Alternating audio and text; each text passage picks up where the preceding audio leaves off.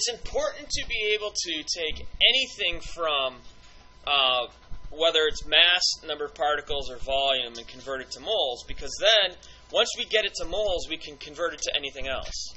We can convert moles to moles. When we get to an equation, like a chemical equation, you can actually convert moles to moles based on what's going on in the chemical equation, because we get ratios and all that kind of fun stuff. But we can also take moles to mass, moles to particles, moles to volume. So it's important to be able to go from particles to moles. Like I said, moles is the grand central station of all of this. Now, the unit analysis of this would be, you're given a number of particles. Say, we'll just, for example's sake, we have the number of atoms. And we're going to moles. And that's just for units.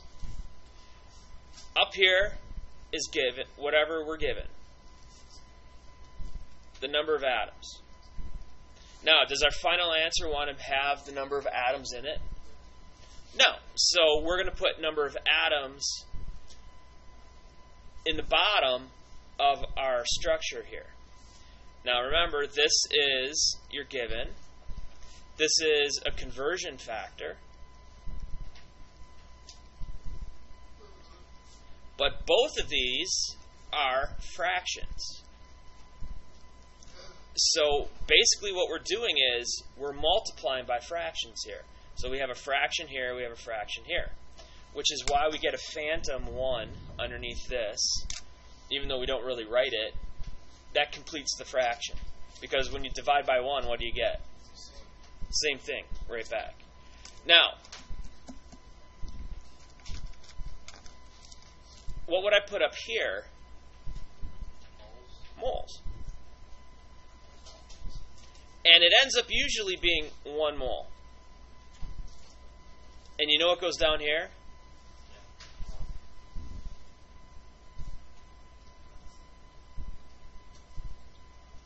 I don't have enough space, but AC. AC, Avogadro's constant, which is 6.022 times 10 to the what?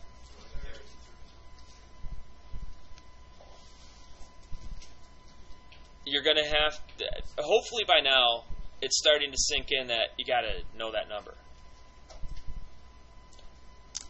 If we do the unit analysis here,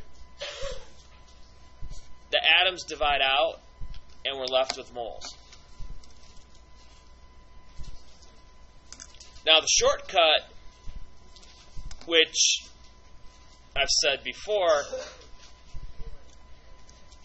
is fine if you work with the shortcut, but the problem with the shortcut is you have to memorize all the shortcuts, and there's going to be multiple shortcuts. But if you use unit analysis, you're good to go. The shortcut is just going to be number of atoms divided by 6.022 times 10 to the 23rd atoms. And this is going to be equal to moles. Because basically you're getting rid of this part right here, and we're just concerning ourselves with the fact that we're going to take that number divided by this number. But what it comes down to is, do unit analysis. Don't do the shortcut. I show you the shortcut because it's nice and simple. But unit analysis, I want you practicing with unit analysis, and chances are in every single quiz that I give you and every single test, I'm going to say use unit analysis.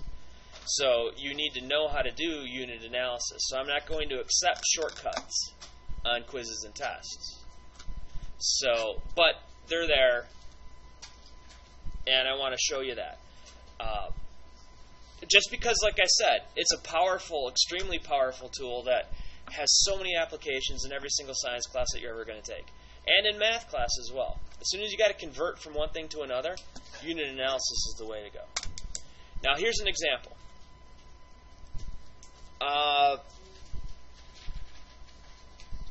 What's today's date?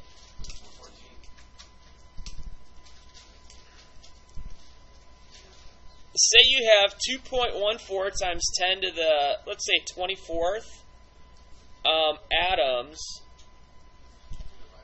of, what's a good element that we could play with here? Iron.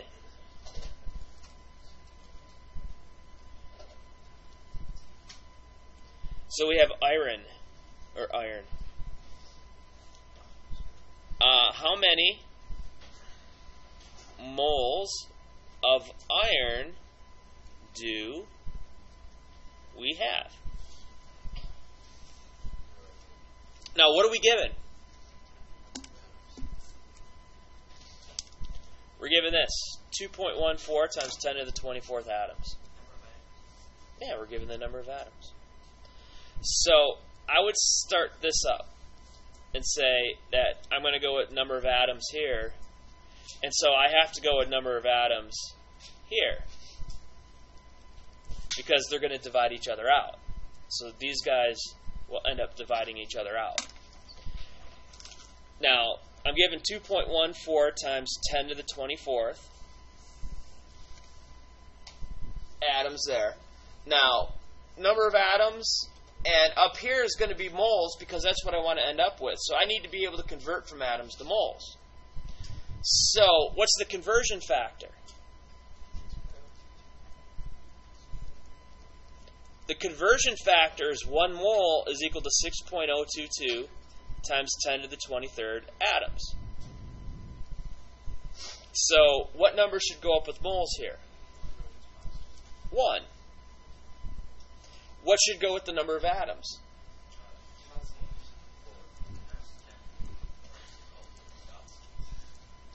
That big old number right there.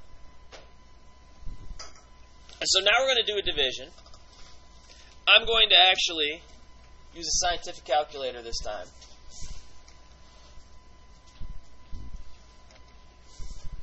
So you guys can see in different ways.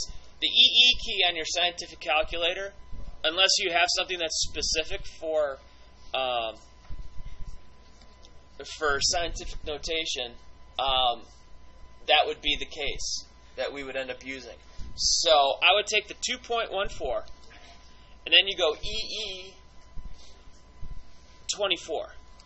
So with scientific calculators like that, you get a goofy looking symbol like that. It's not as nice as the Inspire, and you guys, like I said, we have access to the Inspires, and we can get that. Now, am I going to add, subtract, multiply, or divide by that 6.022? We multiply across, so it'd be this times 1, and then divide by. So I'm going to divide by 6.022 EE23.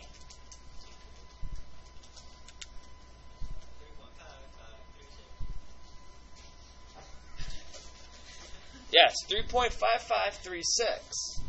So now, just going by decimal places here.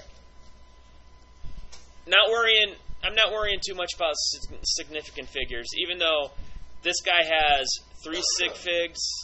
This guy, 6.022, has how many sig figs? 4. So how many do we go with? 3. So it's nice to be able to do that. We got 3 of them, 3.55. So I know I'm going to get 3.55 as the number of sig figs out of this. Now, you see how there's a space here, and then it goes 0, 0?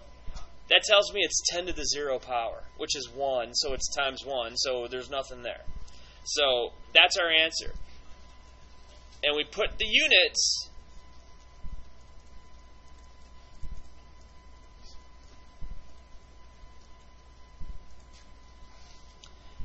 always go here. Remember, we're in applied mathematics at this point, which means that every number that we have is a quantity of some kind. It is an amount of something, which means that the units have to be with each number. If you just put 3.55, I don't know if you're talking about the number of apples, your grade point average,